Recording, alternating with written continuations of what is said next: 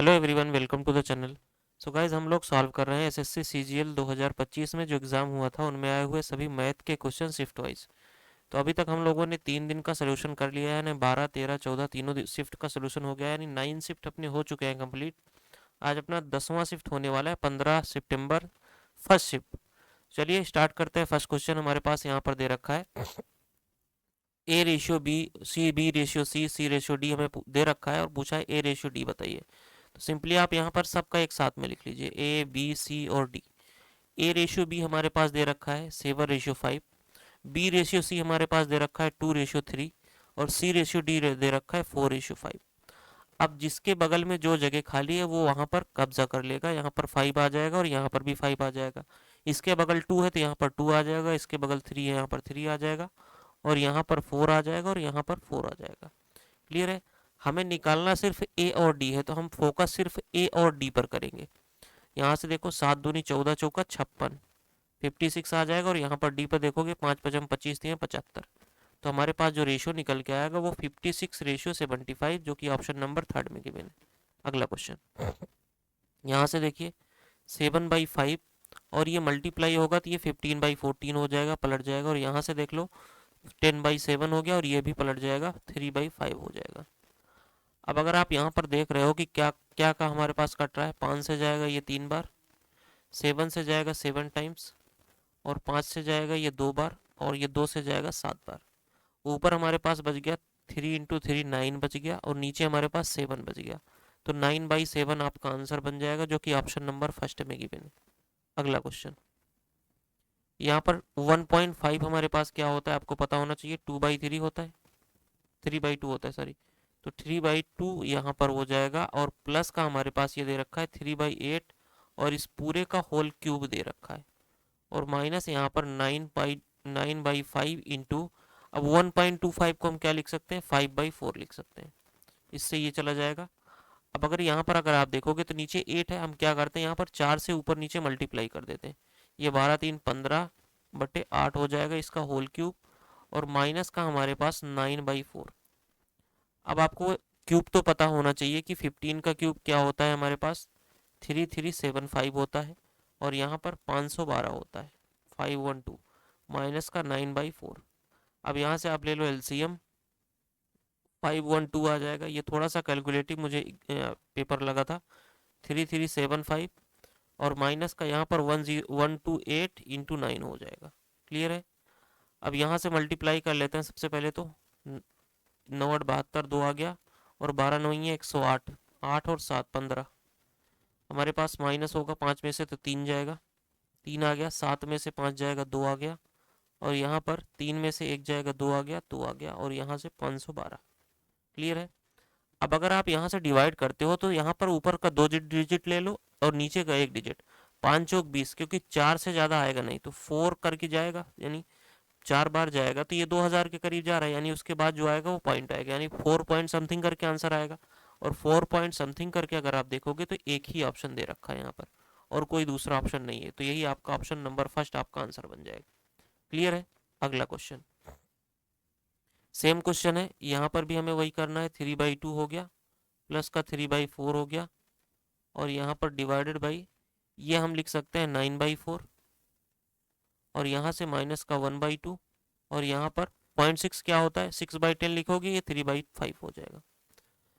इसको भी आप 2 से मल्टीप्लाई कर लो ऊपर नीचे, 6×3 = 9/4 हो जाएगा। क्लियर है। और यहाँ से मल्टीप्लाई, यहाँ पर भी सेम, ऊपर नीचे 2 से मल्टीप्लाई, यानी 9 - 2 7/4 होगा, ये मल्टीप्लाई होगा तो 4/7 आ जाएगा।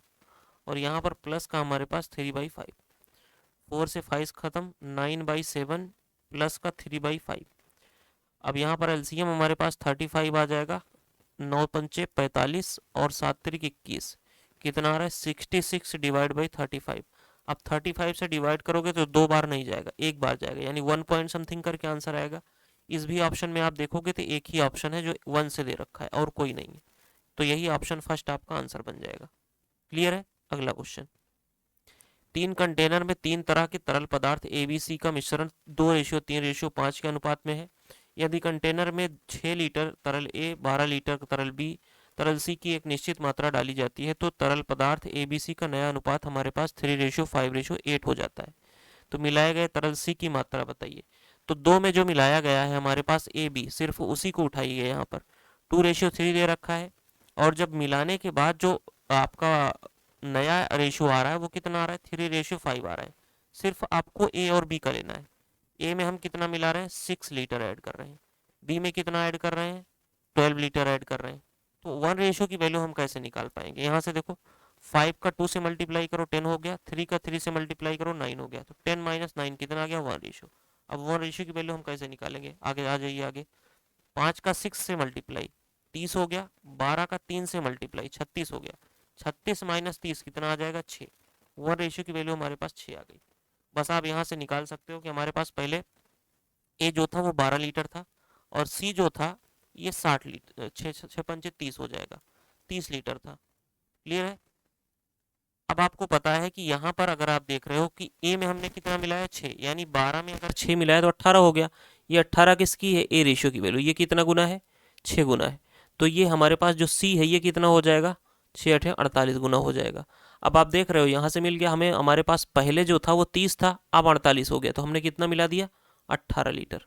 यही आपसे पूछा गया था कि सी में हमने कितना मिलाया, 18 लीटर आपका आंसर बन जाएगा, जो कि ऑप्शन नंबर 3 में गिवन है। ओके, अगला क्वेश्चन पे चलते हैं। गौतम ने 60,000 रुपए की राशि एक साथ एक व्यवसाय शुरू किया। जतिन ने 8 महीने बाद 35,000 रुपए की राशि उसके साथ जुड़ जाता है। 2 साल बाद दोनों किस अनुपात में साझा करेंगे। सबसे पहले तो यहाँ पर देखो, अगर आप देखोगे यहाँ पर 3 जीरो है और यहाँ पर भी 3 जीरो है, हटा दो। अब अगर आप रेशियो बनाओगे तो ये 5 से चला जाएगा, 12×5 = 60। ये हमारे पास गौतम हो गया, इसको हम जी लिख लेते हैं। ये गौतम हो गया, और यहाँ पर हमारे पास कौन है, जतिन। इसका 5 से गया 12 आ गया, और इसका 5 से जाएगा 7 आ जाएगा। क्लियर है। हमारे पास गौतम के लिए कुछ नहीं बोला गया, तो हम इसका टोटल 24 महीने लिख लेंगे। और जतिन का बोला गया है कि 8 महीने बाद जुड़ रहा है, यानी 24 महीने में 8 माइनस कर दीजिए, 16 आ जाएगा। क्लियर है। अब 8 से डिवाइड करोगे, 8 दूनी 16, और 8 से जाएगा ये 3 बार, 2 से ये चला जाएगा 6 बार, यानी 6×3 = 18 हमारे पास निकल के आ गया, और यहाँ पर 7। यही उनका रेशियो है, 18:7, जो कि ऑप्शन नंबर फर्स्ट में गिवन है। अगला क्वेश्चन। 12 लोगों का औसत हमारे पास 65 है। बोला गया है कि एक व्यक्ति चला जाता है, यानी 11 बच गए, तो उनका नया औसत जो बन रहा है वो 64.5 हो रहा है। ओके। अब जो गया है एक बंदा, वो 65 तो ले ही के गया है, लेकिन जो 0.5 11 लोगों में लेके गया है वो भी ये एक्स्ट्रा लेके गया है। तो 0.5 11 लोगों में जो लेके गया है वो कितना हो गया, 5.5। बस इसी में ऐड कर दो, यही आपका आंसर बन जाएगा। 70.5 kg का था जो गया था, वही आपसे पूछा गया था, ऑप्शन नंबर फर्स्ट में ही गिवन है। अगला क्वेश्चन। क्यू की औसत मासिक बिक्री क्या है। तो यहाँ से देखो सबको ऐड कर लो, 8×5 = 13, 2 15, 15×4 = 19, 1 बच गया, 6×4 = 24, 1 25। 4 लोग हैं, 4 से डिवाइड कर दीजिए, 4×6 = 24, 19 हो गया, 4×4 = 16, 3 बच गया, 4×7 = 28, 4×5 = 20। 64.75 कहाँ पर है, ऑप्शन नंबर सेकंड में गिवन है। Okay, so option number second आपका आंसर बन जाएगा। अगला क्वेश्चन। 10% वार्षिक चक्रवृद्धि ब्याज की दर से कितने वर्षों में 50,000 रुपए की राशि 66,550 हो जाएगी। तो 10% क्या होता है, 1/10, यानी ये आपका 10 से 11 हो जाएगा। क्लियर है। और यही जो रेशियो बन रहा है आपका 11 से 10, और इसकी पावर अगर आप n ले लेते हो तो यही सेम रेशियो इसका आने वाला है, यानी 66,550, और यहाँ पर 5000। अब यहाँ से इसको आप डिवाइड कर लो, देखो 5 से जाएगा ये हमारे पास कितना आ गया, 1000, और ये 5 से जाएगा, 5 × 5, 5 × 3 = 15, 5 × 3 = 15, 5 × 5, ये निकल के आया। अब यहाँ से आप इसको क्या लिख सकते हो, 11/10, ये पावर कितनी है, 3 है, बस यही n की वैल्यू क्या आ गई, 3 आ गई, यही बस यही टाइम आपका आंसर आ गया 3, ऑप्शन नंबर 4। नेक्स्ट। किसी वस्तु के लाभ और लागत मूल्य का अनुपात हमारे पास दे रखा है, यानी प्रॉफिट और सीपी का हमारे पास रेशियो दे रखा है 2:7। क्लियर है। पूछा गया है उसके विक्रय मूल्य, यानी एसपी। एसपी क्या होता है, सीपी प्लस प्रॉफिट, यानी कितना आ जाएगा, 9। और प्रॉफिट, प्रॉफिट का रेशियो, प्रॉफिट हमारे पास दे रखा है, यानी 9:2 आपका आंसर बन जाएगा। कहाँ पर है, 9:2, ऑप्शन नंबर फर्स्ट में। अगला क्वेश्चन। एक मिठाई की दुकान का मालिक एक थोक विक्रेता में 8 डिब्बों की कीमत पर 10 मिठाई डिब्बे खरीदता है। यानी मार्क प्राइस तो हमारे पास 10 था, लेकिन हमने लिया कितना, सीपी 8। क्लियर है। अब आपसे बोला गया यदि वह प्रत्येक डिब्बे को उसके अंकित मूल्य पर 2% की छूट देता है तो एसपी कितना हो जाएगा। 10%, 10 है मार्क प्राइस हमारा, 10 है, उस पर छूट मिलेगी 2% की, यानी 98% पर बेचेगा, यानी 9.8 पर बेचेगा। क्लियर है। प्रॉफिट कितने का हो रहा है, 1.8 का हो रहा है, कितने पर, 8 पर इंटू 100। तो यहाँ से अगर हम सॉल्व करते हैं तो 180 हो जाएगा, डिवाइड बाई 8, 8 से जाएगा 22 अट्ठे, 8 से चला जाएगा, 8 दूनी 16, बचा 20, 8 दूनी 16, 4 बच गया, 8 पंचे 40, 22.5% प्रॉफिट आपका आंसर आ जाएगा। ऑप्शन नंबर थर्ड में गिवन है। नेक्स्ट, अगला क्वेश्चन बोला गया है कि एक पुस्तक प्रकाशक एक पुस्तक की दुकान को कवर मूल्य पर 30% की छूट पर एक उपन्यास बेचता है। कवर मूल्य पर 30% छूट पर एक उपन्यास बेचता है, तो हमने मान लिया कि कवर मूल्य जो था वो 10 था, तो सेलिंग प्राइस कितनी हो जाएगी, 30% छूट यानी 7 हो जाएगी, क्योंकि 3/10 होता है तो 3 की छूट हो जाएगी, ये आपका सेलिंग प्राइस हो जाएगा। कवर मूल्य मतलब मार्क प्राइस हो जाएगा। चलो, अब अगर आप यहाँ से देखोगे तो बोला गया हालांकि वो शिपिंग के लिए छूट वाली कीमत पर 5% अतिरिक्त शुल्क लेते हैं। शिपिंग चार्ज लेकर के हमारे पास ये कितना बन रहा है, हमारे लिए ये सीपी बनेगा। शिपिंग चार्ज लेकर के हमारे लिए ये शिपिंग बनेगा, तो शिपिंग चार्ज जो 5% है वो किस पर है, यही सेलिंग प्राइस पर है, तो इसका 5% कितना हो जाएगा, 0.35 यानी 7.35 हमारे पास। अब हमारे पास सीपी निकल के आया। अब यहाँ पर क्वेश्चन में क्या बोला गया है कि पुस्तक की दुकान उपन्यास को 1620 अधिक में बेचता है, जिससे 40% अधिक लाभ होता है। तो ये जो 40% है ये 1620% के बराबर, 1620 के बराबर है।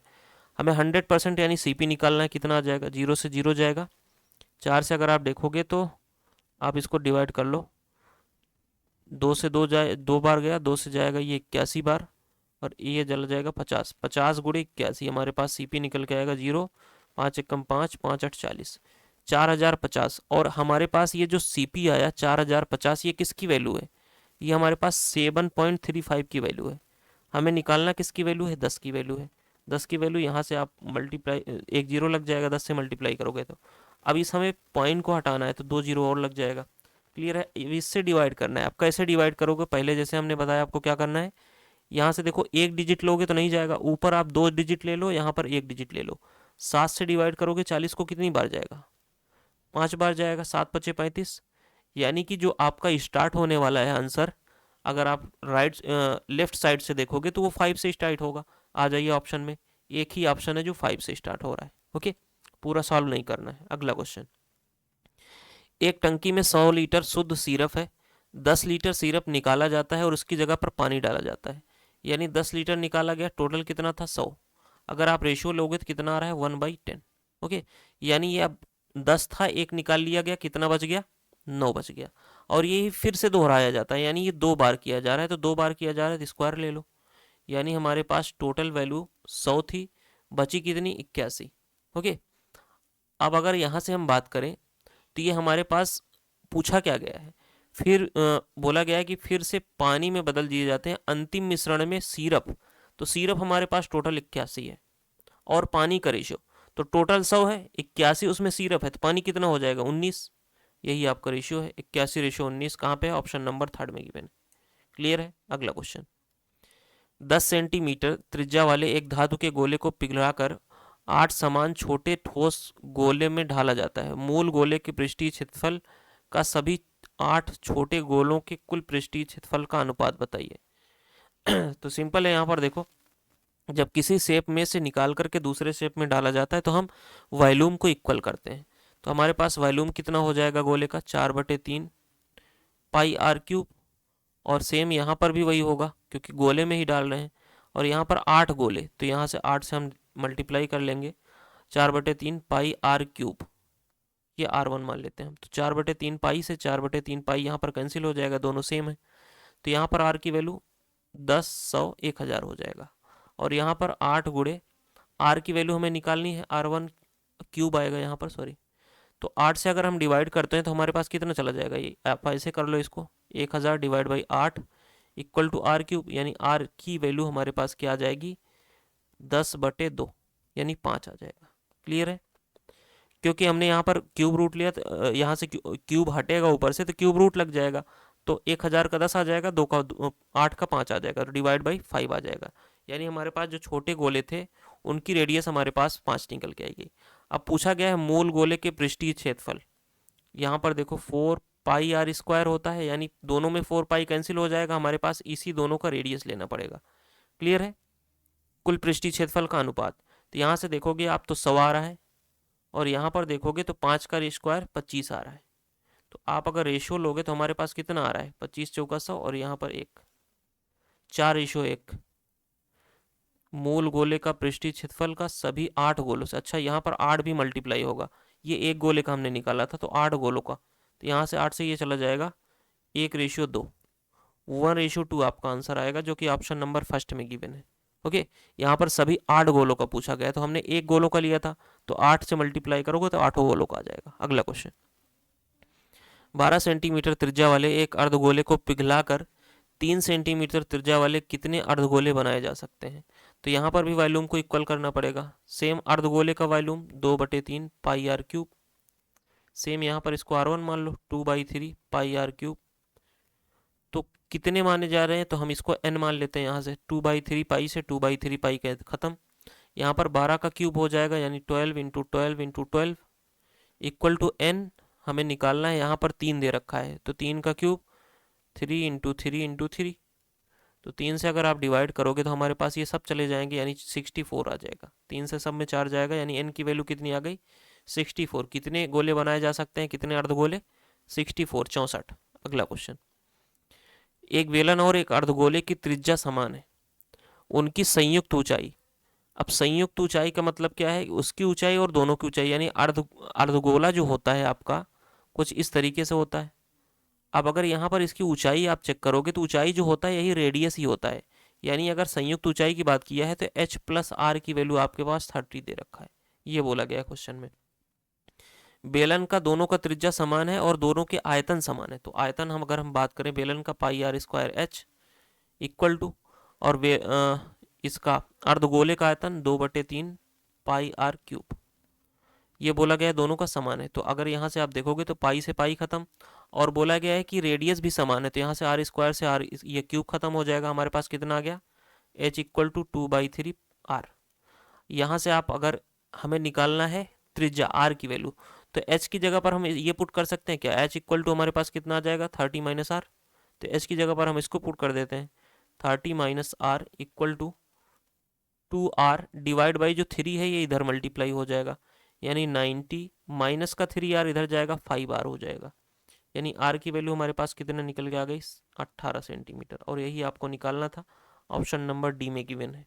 ओके, अगला क्वेश्चन, एक पिरामिड का आधार का क्षेत्रफल 60 सेंटीमीटर है और ऊंचाई 9 सेंटीमीटर है, इसका आयतन बताइए। तो पिरामिड का जो वॉल्यूम होता है वो क्या होता है, 1/2 एरिया इंटू हाइट।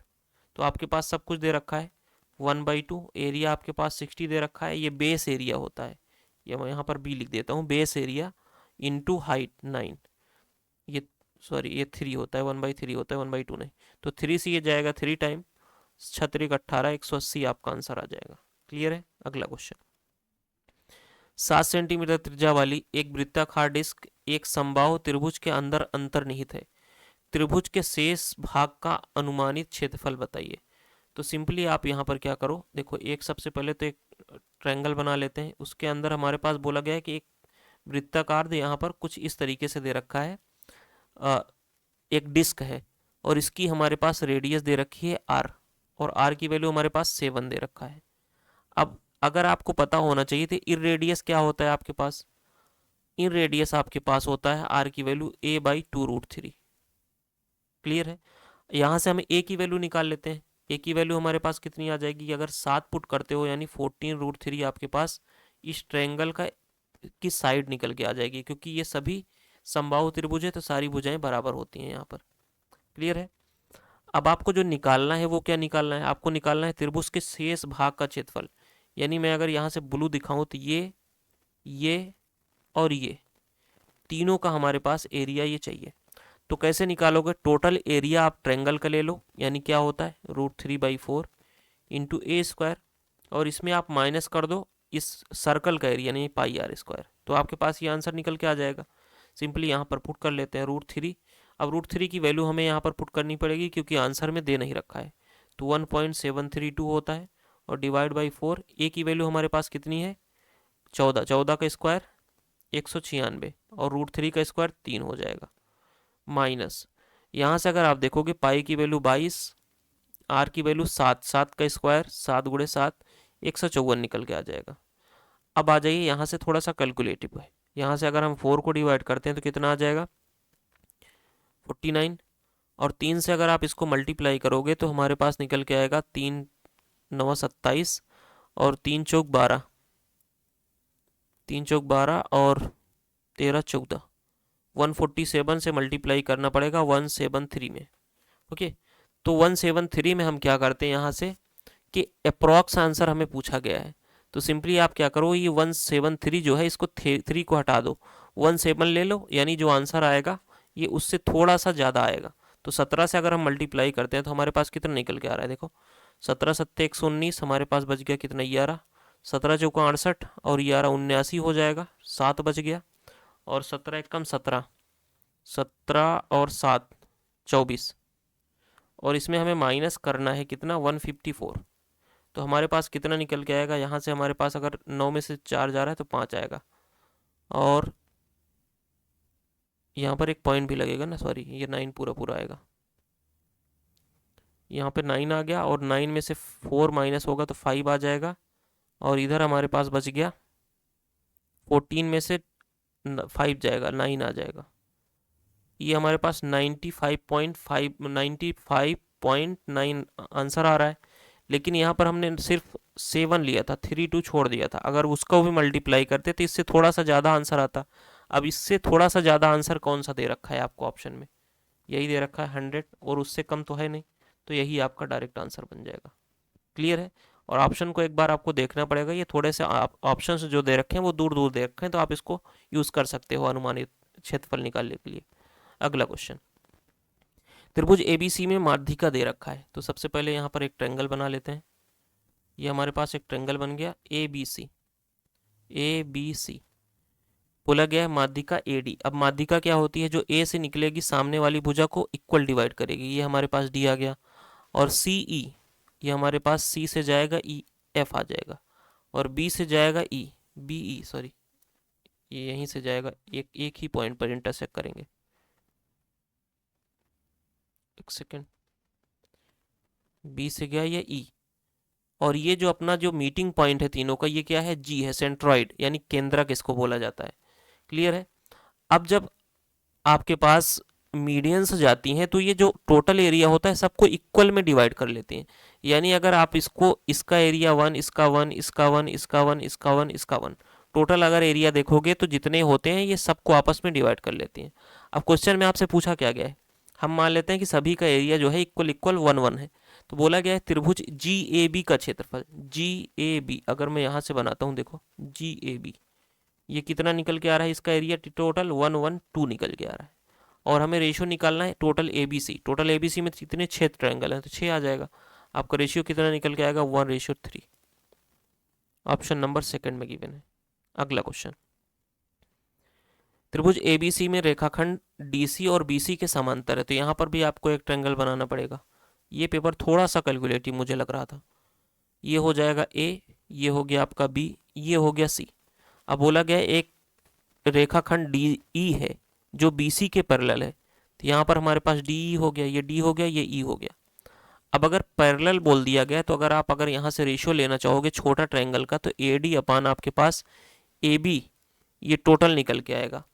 अब अगर यहाँ से हमारे पास आगे पढ़ोगे तो बोला गया है कि ए डी ई का क्षेत्रफल, ए डी ई का क्षेत्रफल यानी ये हमारे पास येलो वाला, और बी डी ई सी का क्षेत्रफल, डी ई सी बी का क्षेत्रफल ये पिंक वाला, इसका रेशियो हमारे पास दे रखा है। तो अगर हम इसका रेशियो निकालना चाहें तो हमारे पास जो दे रखा है इसको देखो, ये 4 दे रखा है और यहाँ पर ये 21 दे रखा है। तो अगर इसका एरिया हम निकालते हैं तो कैसे निकालते हैं, साइड का स्क्वायर कर देते हैं। तो इसकी वैल्यू हमारे पास क्या दे रखी है, ए डी की वैल्यू 4 है, लेकिन ए बी पूरा है तो पूरा हमारे पास 4 और 21 दोनों जुड़ जाएगा, 25 आ जाएगा। यहाँ से अगर हम ए डी और ए बी का रेशियो लेंगे तो हमारे पास कितना निकल के आएगा, अंडर रूट इधर चल जाएगा, 2:5। यही आपसे पूछा भी गया है। 2:5 आपका आंसर दे रखा है ऑप्शन नंबर सेकंड। अगला क्वेश्चन, एक समकोण त्रिभुज की भुजाएं 3, 4, 5 है। तो सबसे पहले यहाँ पर हम बना लेते हैं एक राइट एंगल ट्रायंगल। ये हमारे पास दे रखा है, इसकी भुजाएं 3, 4 और 5। क्लियर है। इसके अंदर एक छोटा त्रिभुज खींचा जाता है जिसके शीर्ष बड़े त्रिभुज की भुजाओं पर इस प्रकार रखे गए हैं कि वो बड़े त्रिभुज के समरूप है। तो यहाँ पर समरूप है, यानी जो अंदर बन रहा है ट्रायंगल वो भी राइट एंगल ट्रायंगल ही बनेगा। यानी यहाँ से अगर आप देखोगे तो ये कुछ इस तरीके से बन जाएगा। क्लियर है। ये आपका 90 डिग्री है। अब अगर आप ये समरूप है तो इसका हमारे पास परिमाप दे रखा है। दोनों को परिमाप का रेशियो हम ले लेते हैं। तो परिमाप का जो रेशियो है, छोटा वाला ट्रायंगल को हम A1 मान लेते हैं। A1 क्या, चलो छोटे वाले को आप देखोगे, छोटे वाले का परिमाप हमारे पास 6 है। बड़े वाले का परिमाप हमारे पास क्या है, बड़े वाले का परिमाप अगर देखोगे तो 4, 5, 3, 12 आ रहा है। ओके, इन रेशियो कितना आ रहा है, 1/2। अब अगर आप एरिया का रेशियो लेते हो इनके, तो एरिया का रेशियो क्या आ जाएगा, A1/A2। ये स्क्वायर हो जाएगा, यानी 1/4 आ जाएगा। अब बड़े वाले का एरिया हम निकाल सकते हैं कैसे, 1/2, बेस इंटू हाइट 4 है और ये 3 है, हमारे पास ये आ जाएगा 6। यानी हमारे पास जो 4 दे रखा है, 4 रेशियो की वैल्यू 6 है, ये कितना गुना है, 1.5 टाइम्स है। तो हमारे पास जो छोटा ट्रायंगल है उसका भी एरिया निकल के आ जाएगा 1.5 टाइम्स, कितना आ जाएगा, 1.5 ही आ जाएगा। तो ऑप्शन फर्स्ट आपका आंसर बन जाएगा। क्लियर है, यही आपसे पूछा गया था। अगला क्वेश्चन, दो वृत्तों की त्रिज्या है, दो वृत्तों की त्रिज्याएं हैं 12 सेंटीमीटर और 4 सेंटीमीटर। यदि एक सीधी उभयनिष्ठ स्पर्श रेखा की लंबाई, डायरेक्ट कॉमन टेंजेंट यानी डीसीटी जिसको बोलते हैं, वो 15 सेंटीमीटर है, तो उनके केंद्रों के बीच की दूरी निकालिए। तो दो चीज़ें होती है, एक होता है डीसीटी और एक होता है टीसीटी। इसका फार्मूला आपको पता होना चाहिए। अंडर रूट में डीसीटी इक्वल टू होता है D² माइनस का R1 माइनस R2 का होल स्क्वायर, ये होता है। और ट्रांसवर्स कॉमन टेंजेंट जो टीसीटी होता है वो होता है D² और माइनस का R1 प्लस का R2 इसका होल स्क्वायर। ये दोनों चीज़ें होती हैं। हमारे पास डीसी बोला गया है, डीसीटी डायरेक्ट कॉमन टेंजेंट उभयनिष्ठ स्पर्श रेखा, तो पहला वाला फार्मूला यूज होगा। और डीसीटी की वैल्यू हमारे पास 15 दे रखा है, यहाँ पर पुट कर दीजिए 15 इक्वल टू अंडर रूट अगर आप लेते हो यहाँ से तो डी की वैल्यू हमें निकालनी है D² minus R1 minus R1 whole square, यानी 12 माइनस 4 का होल स्क्वायर, यानी 8 का स्क्वायर 64 स्क्वायर, इसमें दोनों साइड होल स्क्वायर कर देते हैं, यानी 225। और ये हमारे पास जो -64 है इधर आएगा, 64 बन जाएगा इक्वल टू D²। ये कितना हो रहा है, इसको अगर आप ऐड करते हो तो 9 और 8 289 आ रहा है D² की वैल्यू। तो डी की वैल्यू कितनी आ जाएगी, 17। यही आपसे पूछा गया था, क्योंकि 17 का स्क्वायर होता है 289। सो ऑप्शन सेकंड आपका आंसर बन जाएगा 17। अगला क्वेश्चन, सेम वही क्वेश्चन यहाँ पर भी रिपीट किया गया है कि दो वृत्तों के केंद्रों के बीच की दूरी d है, उनके सीधी और अनुप्रस्थ रेखा यानी डीसीटी और डायरेक्ट कॉमन टेंजेंट और जो ट्रांसवर्स कॉमन टेंजेंट है, दोनों की लंबाइयाँ इतनी दे रखी हैं। तो दोनों का स्क्वायर हमारे पास दे रखा है 200 और उनकी त्रिज्याओं के वर्गों का योग हमारे पास 100 दे रखा है। तो डी का मान बताइए। तो सिंपल सा तरीका है, यहाँ पर देखो क्या निकल के आ जाएगा, डायरेक्ट कॉमन टेंजेंट यहाँ पर L² M² दे रखा है, तो दोनों को अगर हम ऐड करेंगे तो हमारे पास 200 आ जाएगा यहाँ पर। अब अगर स्क्वायर की वैल्यू हमारे पास दे रखी है तो यहाँ से रूट हट जाएगा, यानी D² माइनस क्या होता है R1 माइनस R2 का होल स्क्वायर प्लस दूसरे में D² minus R1 plus R2 का होल स्क्वायर, ये होती है। इसकी वैल्यू हमारे पास दे रखी है, सॉरी यहाँ से प्लस कैसे हो गया, इक्वल टू होगा। क्लियर है। तो यहाँ से अगर आप देखोगे तो ये हमारे पास 2D² हो रहा है और माइनस यहाँ पर अगर आप देखोगे तो R1 का स्क्वायर R2 का स्क्वायर, इसको आपको क्या करना है, ओपन कर देना है। तो ओपन करोगे तो हमारे पास, अगर पूरे को हम ओपन कर देते हैं तो हमारे पास आ रहा है R1² प्लस R2 का स्क्वायर और यहाँ पर माइनस का 2R1 R2 इस ब्रैकेट में आ रहा है, और माइनस यहाँ पर भी है। तो यहाँ पर देखो R1 का स्क्वायर प्लस R2 का स्क्वायर प्लस 2R1 R2, हमने a प्लस बी का होल स्क्वायर का फार्मूला यूज़ कर दिया। अब अगर आप ब्रैकेट को ओपन करोगे तो सभी चेंज आएंगे, यहाँ पर तो आपका प्लस हो जाएगा, ब्रैकेट को मैं अगर ओपन करूँगा तो यहाँ पर आपके पास प्लस आ जाएगा और यहाँ पर माइनस, ये दोनों कैंसिल हो जाएंगे। यानी 200 की वैल्यू हमारे पास कितनी आ रही है, 2D² इक्वल टू, यहाँ से अगर आप देखोगे माइनस R1 और R2, यानी 2R1, दो हमने कॉमन ले लिया R1 के स्क्वायर और प्लस यहाँ पर R2 का स्क्वायर, ये हमारे पास निकल के आ रहा है। और आपको पता होना चाहिए इसकी वैल्यू हमारे पास क्वेश्चन में बोला गया कितना 100 है इसकी वैल्यू।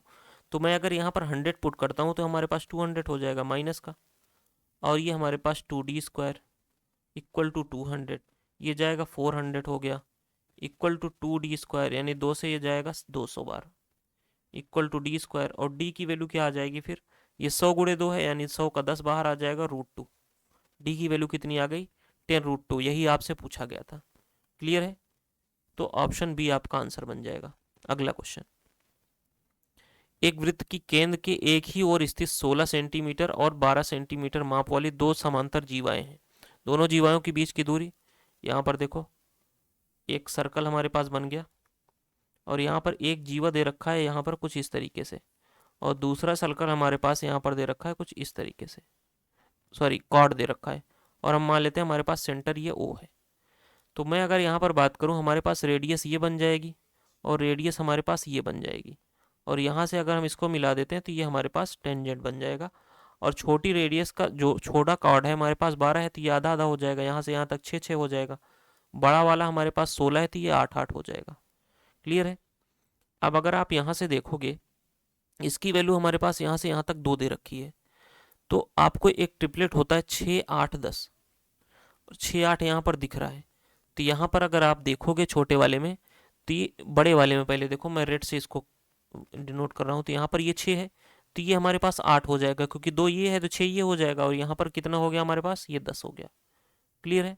अब अगर बड़े वाले में भी देखोगे आप, तो ये 8 हो गया, ये 6 हो गया, यहाँ पर भी 10 आ जाएगा। रेडियस दोनों में 10 ही आ रही है, बस आपसे यही तो पूछा गया था।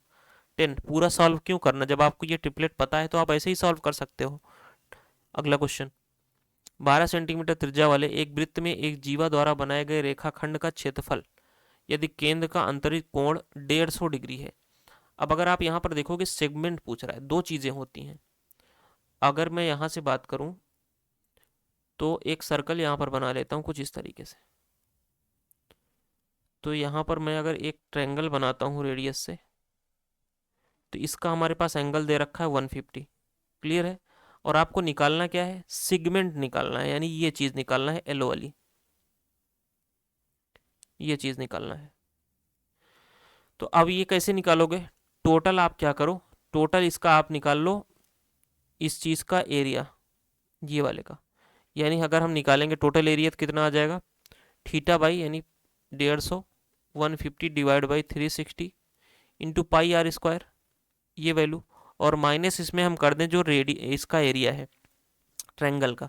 अब ट्रायंगल का एरिया अगर आपको पता होना चाहिए कि यहाँ पर अगर हमें थीटा दे रखा होता है, और ये ए है और ये ए है, ये बी है, तो अगर हम यहाँ पर थीटा दे रखा होता है तो हम कैसे निकालते हैं 1/2 a b sine theta. Okay, और ये हमारे पास 12 12 दे रखा है तो हम इसका निकाल सकते हैं, यानी हमारे पास ये क्या हो जाएगा 1/2 ए बी साइन थीटा। ये चीज़ हम यहाँ पर यूज़ करेंगे। आ जाइए, इससे अगर हम डिवाइड करते हैं तो हमारे पास ये कितना आ रहा है, 5 से 3 से जाएगा 5 बार, और 3 से जाएगा 12 बार, यानी 5/12, और यहाँ से हमारे पास पाई की वैल्यू 22/7। रेडियस हमारे पास कितना दे रखा है, सॉरी पाई की वैल्यू पाई ही आंसर में दे रखी है, तो हम इसको पाई ही रहने देते हैं। और यहाँ पर आर स्क्वायर 12 का स्क्वायर, यानी 12 गुणे 12, एक 12 से एक 12 चला जाएगा, यहाँ से हमारे पास 60 पाई आ गई, और इसमें से माइनस माइनस होने वाला है, तो यहाँ पर आप देखोगे तो 2 ऑप्शन वैसे भी आपके कैंसिल हो गए। ओके, और इसमें से क्या माइनस होगा, अब इसको निकाल लेते हैं 1/2, ए बी दोनों हमारे पास 12 है, यानी 12 गुणे 12 साइन थीटा, यानी साइन 150। अब साइन 150 को आप क्या लिख सकते हो, साइन 150 को आप लिख सकते हो साइन 150 हमारे पास बन जाएगा 180 माइनस 30।